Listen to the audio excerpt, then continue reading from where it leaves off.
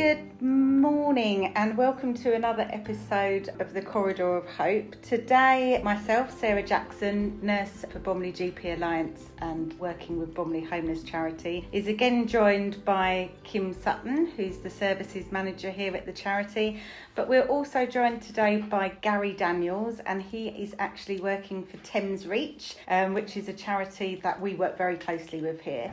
So Gary, if you can introduce yourself and what exactly is Thames Reach and what do you do? Yeah, I'm Gary Daniels. I am a support worker. Well, I'm now a lead worker because I got promoted to a lead worker role. And I work for Thames Reach. I've been working for Thames Reach for about 7 years. Thames Reach is a homeless organisation that helps homeless people, predominantly street homeless, and support them off the streets into accommodation. And also there is follow-up work by another team which works for Thames Reach, like tenancy sustainment team, and there is also other teams that do other stuff which I can't remember off the top of my head at the moment. And we all work collectively kind of to get people off the streets and keep them in accommodation, and we advocate for them with the local authorities. Also Home Office, we advocate for clients there as well, and we work closely with St Mungo's also. So, I mean, we've said it in past podcasts, really, where in terms of where we work with helping those experiencing homelessness, no one, I think this is my opinion, but hopefully you would agree, no one can do this as a silo, can they? You can't just have one organisation, because not one organisation or one person actually deals with everything. You need that multidisciplinary team and workforce. So in terms of here at Bromley Homeless Charity, you go out onto the street, support them as they're rough sleeping. You actually bring them to the charity as well. Then you'll sit with them in here. And if we have someone come to the charity, Kim's team will call you up, won't they? And say, we've got someone rough sleeping. Are you able to support them? Things like that. It has to be joint working, doesn't it? Yeah, definitely. I don't think helping homeless people is a once kind of organisation job. It's a multi-agency, as you kind of said. We all play different parts and different roles in helping clients. I.e., like, you're the nurse and you are able to see clients without an appointment, which for homeless people, that's kind of like, really important. And you also can do emergency scripts sometimes. Things like that are really important. Whereas with me as a trained homeless worker, I can verify people as homeless. And I think the only people who can verify people as homeless is a trained homeless worker, I think, if I'm right. And when you it's only you that can do that. Yeah. And when you say verify, for those people that obviously don't work in this sector, what does that actually mean? Does every homeless, so for those people living on the street, do they have to be verified?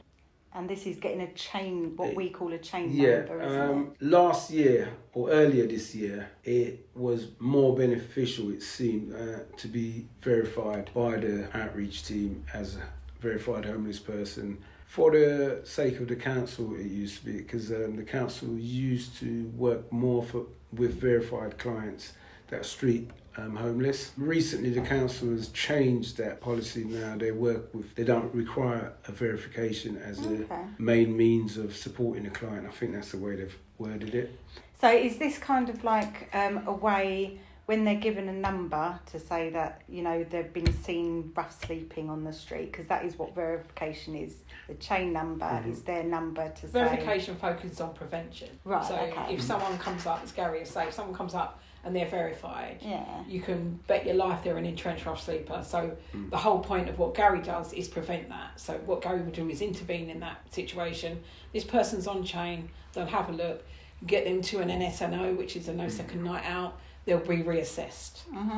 Keeping them there and keeping them in housing is the most difficult thing. We can do all of that stuff. We can be verified, and Thames Reach are excellent at doing that and getting people over to no second night out for further investigation. But actually, when you're dealing with people that are got complex needs, the hardest thing is keeping them in a property and sustaining the tenancy. And that's where we step in with Gary, because Gary will come to us and say, someone's been placed, have you got a starter pack? And then we take it from there. Like, we'll extend the prevention further if we can. So we'll give them that extra help. They'll come in and see us, Gary will introduce them to us, and they become part of our client group. But prevention is a thing. And do people keep the same chain number if they're, because we talk about entrenched rough sleepers, and actually you've said it's very difficult to support, especially the people I know Gary works with. You're housing them, and then it's just like they're back again on the street, they're rough sleeping again, because it is difficult. Do they keep that same number? Yeah, once somebody's verified, as you touched on, it generates a chain reference, just similar to like a NI number kind of. It's unique to just that person.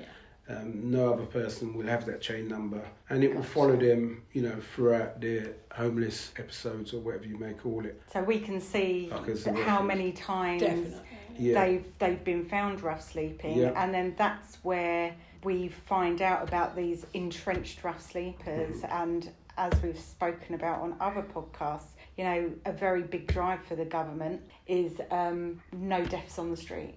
Unfortunately, that didn't happen last year. I believe there were about 160 people that passed away on the streets. But this, it is really important to find these people. And when people are walking and they see someone rough sleeping, it is important to help, to actually call StreetLink and say, I know I've seen this person, and I don't think enough is being made of the health side of it. That many of the rough sleepers that Gary and I deal with probably haven't seen a GP or a doctor in a long time.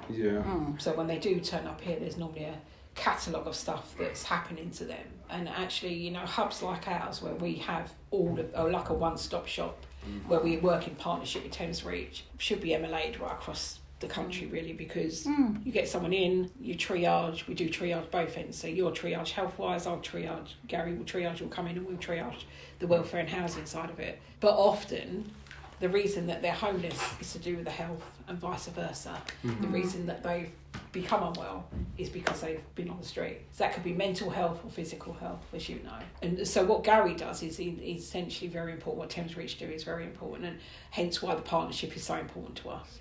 Just to reiterate a bit of what Kim was just saying there. Without people making StreetLink referrals, a lot of these people wouldn't be found and get the help that they need and the help that we all give out to them. And we do advocate very strongly. And just going back to what you were saying about deaths, unfortunately some people have died in the last year, going back a year. One of the main things we do is if we think somebody's like at risk of harm or death, we raise a safeguarding to the local council, and we do that every time. Because and how do your safeguardings go? Because when we safeguard, we must say, unless we actually, me and Kim have actually figured out that by one of us doing a safeguarding, nothing really happens. But then when we come double whammy and we both do a safeguarding, actually it's heavier, it's felt more. Possibly, yeah. A lot of times I do safeguarding and you don't really hear nothing back sometimes.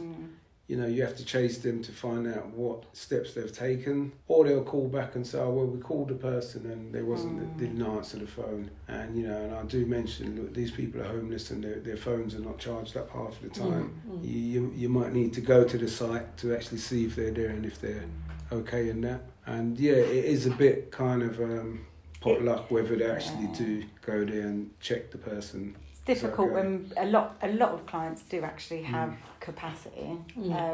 You'd query it on some, but most actually do, and sometimes it is a lifestyle choice.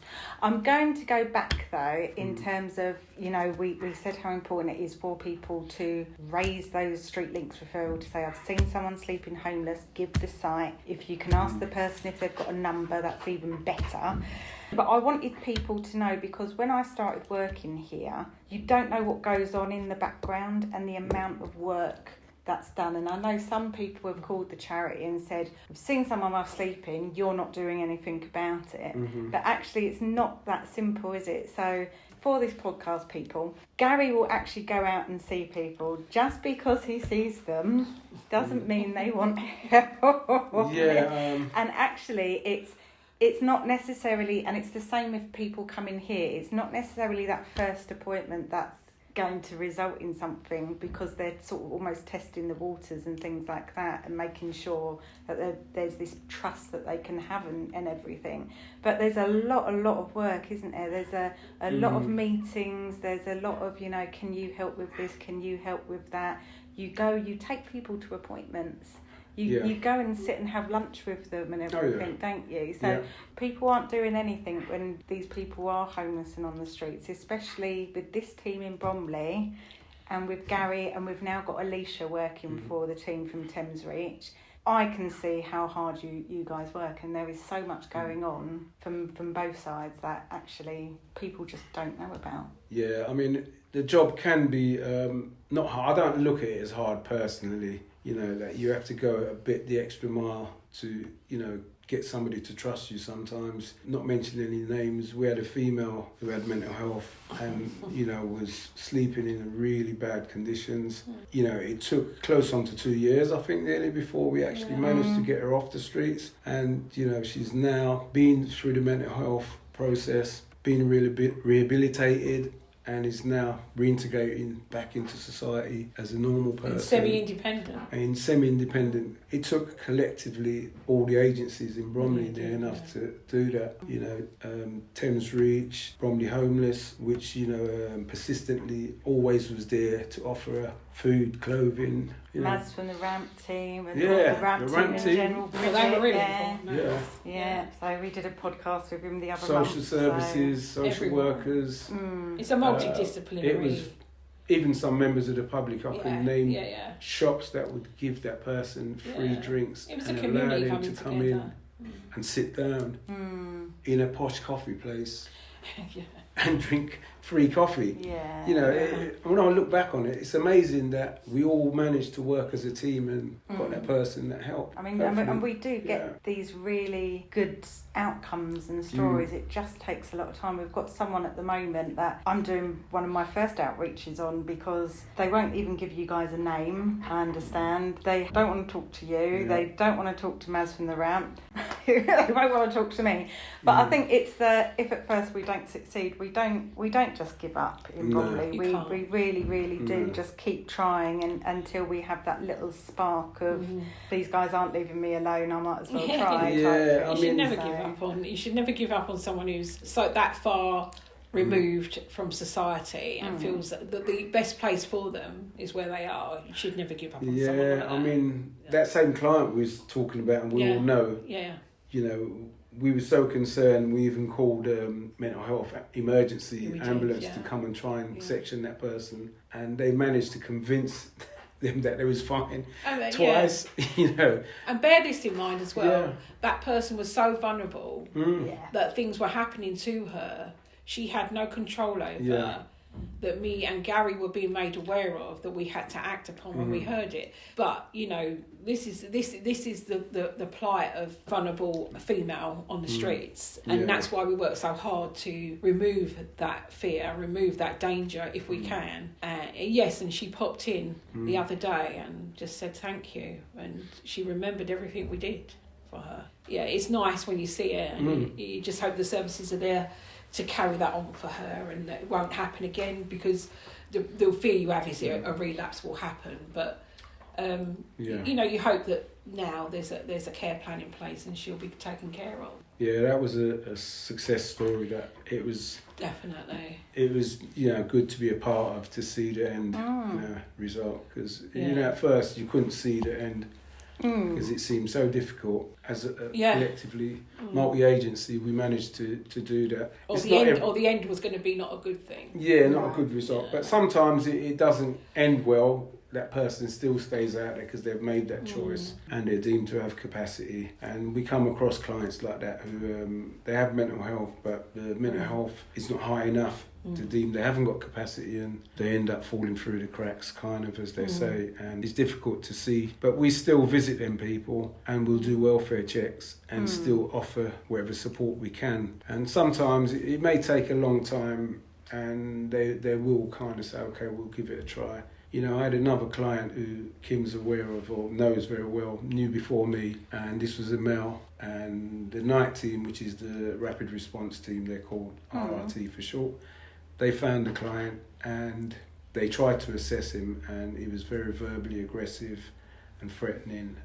And, you know, they sent the case to me and said, look, can you go and have a look in the morning? He may be more receptive to you. And I went, and he gave me the same treatment, threatened me and said, this, that. I said, look, I'm here to help. If you give me a chance, we'll see how it goes. If I'm not helpful, then you can curse me or whatever. And, you know, we managed to get an understanding, and I worked with that guy. And he was an entrenched rough sleeper. You know, his clothes could stand up on their own without anyone in it.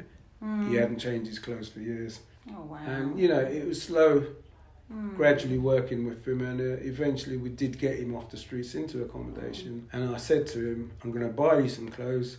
When you get an accommodation, you're going to have a bath and put them clothes on. And he did. Yeah. I couldn't believe it. He changed. He's still got them on now, but, you know, it was a change. And he's still in accommodation. You know, so that was great to hear. But it's persistent. You have to be persistent. Yeah. You have to be persistent with it, and you have to have a passion for it. You know, I've seen people come and go in this business. I mean, looking at you've got to be passionate. Yeah, a bit of a comical side to it. The same guy, before I got him in accommodation, he drifted off to Bexley because he floats about. And, he floats everywhere. And the Bexley team saw him, and they went to approach him, and he said, no, I'm not working with you. And very verbally, violently, I only work with Gary, go away. And they called me and said, we've got your client here, you know. And I still see him around, well, not now, but when I was in Bromley a few months back, I'd see him, and, you know. Oh, that's brilliant. He's still kind of standoffish, but he's grateful for. But he's now safe, and he's got a care package in place, and there's people around who will check on his welfare now. Yeah. We didn't have that. It was just like Gary and me and the rest of us checking on him. Yeah. And you know, we often felt, especially with the particular guy he's talking about, again, this guy, something bad will happen here, and we would feel totally responsible, the two of us, although we're not. Yeah. But you do, don't you? Oh, yeah, I had that with a number of our clients, didn't I? Yeah. No one, you know, you just feel sometimes that you're pushing against this massive current, and you just think if something does happen, it's on my back type thing, and it's a horrible, horrible feeling. But, I mean, I had another client who was kind of vulnerable. At first, I didn't notice it when I first met him. He didn't disclose any mental health. And I was, funny enough, with a mental health nurse at the time when we was doing an early shift, a joint shift, because as, you know, the homeless worker, I do shifts with nurses and mental health if I feel something. Yeah, but don't forget to tell what time you go out in the morning. Oh yeah, we was out from about 6 in the morning. Yeah. We'd meet up around 6. I've heard earlier. And target, sometimes earlier. But we kind of said at 6, and we met, and we found a guy sleeping in the car park. And at the time, Bromley Council was right next to the car park. Oh, right. In that same car park. Well, yeah. They've moved now to a different one, and the client had an appointment with them that morning, and I offered one of the options we have, which is a NSNO. I think you mentioned it earlier, no second night out. It's a assessment centre the government created for new to rough sleeping clients, predominantly to help them you know, not become entrenched. And I made that offer to the guy because he was a new rough sleeper, hadn't been found homeless before, and he mistakenly felt that Bromley Council was going to treat him as a priority and offer him a TA 56-day temporary accommodation. And I had done an assessment on him, and I could see he didn't meet that criteria, and I said, look, they're not going to offer you that TA, you're better off letting me support you into NSNO. And I actually called an Uber to take him there, but he resisted. He said no, you know, and I said, okay, I have to respect your wishes. And he went to his appointment with Bromley Council, and they declined, you know, to give him a TA. You know, I used to see him and do welfare checks on him, and but by that time the NSNO is only available for 7 days. Yeah. And he'd missed that, you know, opportunity because I didn't see him for about 2 weeks after. And that's a problem, isn't it, Gary? We're always up against a time constraint as well. Yeah. If we don't process things quickly, and you know, if Gary puts someone in NSNO, 7 days are in there, they've got to turn that around. Yeah. In 7 days and get in place. Yeah, that's their target time. About a week, isn't it? It's a target. So. And have we got one of these places in Bromley? Or? Yeah, I should have said there's 4 NSNOs But only you can London. Access them. Thames Reach. Yes. St Mungo's also, and other outreach teams. So this is not through the council. No, this is for support workers. It was set up by the Mayor of London, actually. Yeah, support workers. I can't think which one, but it was one of the mayors. Am I right? Who can verify clients as homeless? Yeah, it's only verification. Yep. It's only charities that can verify, and that's the big charities. I've got access to Chain, but I've got no verification status. Yeah. It's only the big charities that got the verification status. Yeah. So so there's 4 of them. There's one in Hither Green, that's NSNO South, and there's NSNO East, which is Hackney Mere Street, and there's NSNO Central, which is Great Guildford Street off Borough High Street, and there's NSNO West, which is Harlesden Ponds Lane, I think it's called. So someone found in Bromley could be placed at any. They're eligible to any NSNO. Gary would check. Yeah, so we would check availability. On our Chain website. We log all the details about clients. It has a section on there which shows you the 4 NSNOs open or closed statuses. Gotcha. So if it shows open, that means they've got a space or a void, whatever you call it. And then we can contact them, refer a person to them, and they'll just check on the system to make sure they meet the criteria. And it has to be quick. And you got to be quick. Yeah, because the whole of London they're all looking at is looking for spaces like that to get clients the support that they can get from there. And they're trained. St Mungo's runs them. They're the staff in there. St Mungo's trained housing kind of support workers. And they've got. I mean, the way people should look at NSNO is this: that they are trained to do what they do. They've also got resources that smaller charities like ours don't have. So they've got resources as in clearing and all of that, where they can get people placed quicker than we can. Loads of inroads into local authorities, because you have to work with the local authorities to be able to achieve what we achieve. Is it right they get incentives also from that? Is it housing justice or something like that? Well, it's not housing justice. It would be the different landlords would get incentives. Yeah. Incentives is a very hot topic, and it's something probably we should talk about on its own in its entirety for people to understand. And the first month's rent. It's important that is done by. So from these SNNOs, no second night out. Yes. So this is actually them being placed in permanent accommodation. So the no second night out is an assessment hub where they can sleep in a shared room. It's like a big hall kind of, and it holds around 12 people. And they may have a separate smaller one for females, what might hold about 6. And they can sleep there. There's showers there. There's laundry facilities there. I think Pret-a-Manger drops food to most of them, and there's other food that they have there for people to be able to eat. And they will be assigned a caseworker, I think, and they will be triaged, and suitable accommodation will be looked for. For them, what they would agree with the support worker. And it has to be quick as well, because you've got 7 days. They can stretch it a little bit. Yeah. If say for instance it was over Christmas period, or crisis would then get involved and people like that. But there's a whole gamut and a network of people that are working in charities to achieve an aim.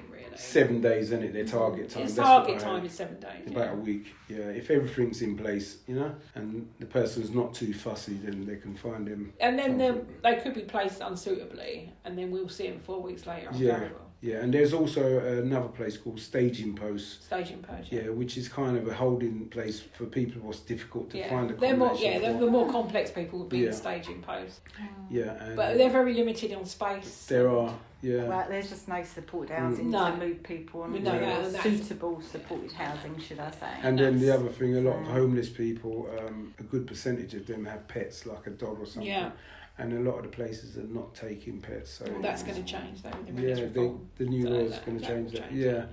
So, that can be, a stumbling block kind of, Yeah, we do see, you'll see a lot of people on the streets that have got animals. Yeah.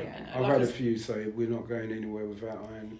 It can be harsh, I'm going to pick up on something Kim mentioned about it being winter, because I don't think in a podcast yet we have mentioned SWEP, which is the Severe Weather Emergency Protocol, because you're the main kind of team in this area for calling SWEP. So what exactly one of you can say is SWEP? think Kim knows it better than me, but I'll explain it a little bit to why I know. When the weather is going to be below zero consistently for 3 days at least, the government will call SWEP, as you just explained, and that will mean that while that weather is going to remain like that, the local councils have a duty of care to house clients who are homeless in the area. I don't think they need to be verified, but technically more verified people get help quicker.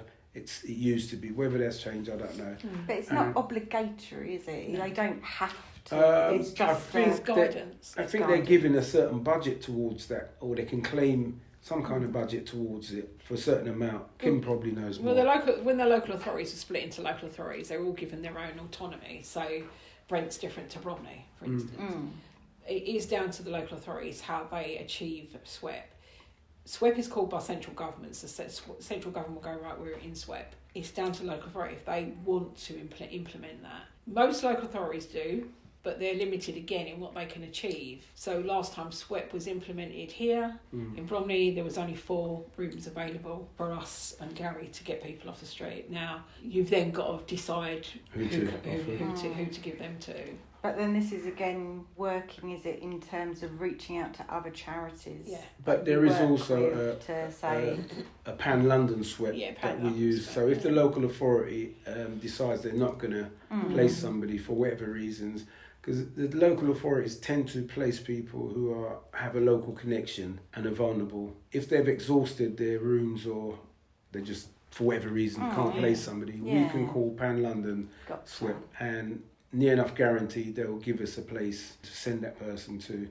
They will be taken out of their support network. Yeah, and that sometimes it could be out of borough, isn't it? A lot of the times it will be out of borough normally. Yeah.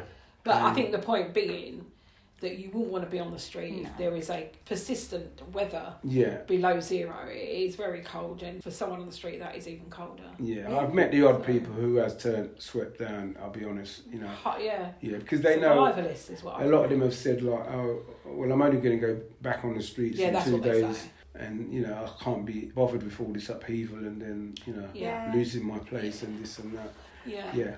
But on the whole, most people will accept swept. And we support them to get there the best we can. I think on the whole, swept is a good thing, Yeah, I do get it. I do get when they say, what's the point? I'm going to go back on the street because they get warm and safe. Especially entrenched rough sleepers. Well, exactly. But what happens from that is if they're in Bromley, Gary will alert our team. They normally come in here and we work with them then. Well, let's try and work out how we can support this person. And that's a good thing about SWEP. You capture people quite quickly. You've got a captive audience because it's freezing. But as I say, not everyone will take it up.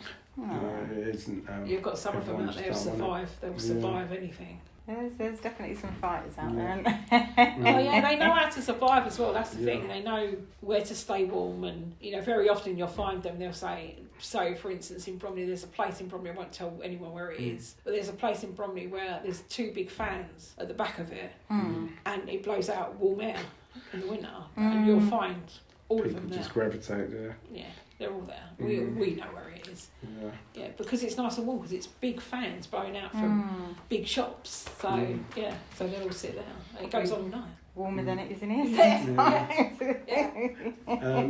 Do you want me to explain a little bit about StreetLink, how that works? Yeah, please do. Okay, so StreetLink is the homeless phone and email line put together by the government for anyone to report somebody they've seen rough sleeping, i.e. like street rough sleeping. For sofa surfing, I think they'd go to the council possibly or make an online application or something. But the StreetLink one is for the street homeless. So if you saw somebody sleeping outside by a shop or wherever it be, in a park or whatever, you call that number and it gives you a step-by-step. Where did you see them, what time, what they look like, postcode and stuff like that. And have they got pets? Are they mentally, any things wrong with them or anything like that? And we, Thames Reach, support workers, we triage the StreetLink website. So I will log into StreetLink on my shifts in the morning and maybe at the end, and I'll see what new referrals has come in and I'll triage it, let's say, and see if it's genuine, if it's in a location that can be reached. If it's not in a location that can't be reached, then I may close it and log it down as unable to reach that location. They may need to do a new one in a more easier location to be found, kind of.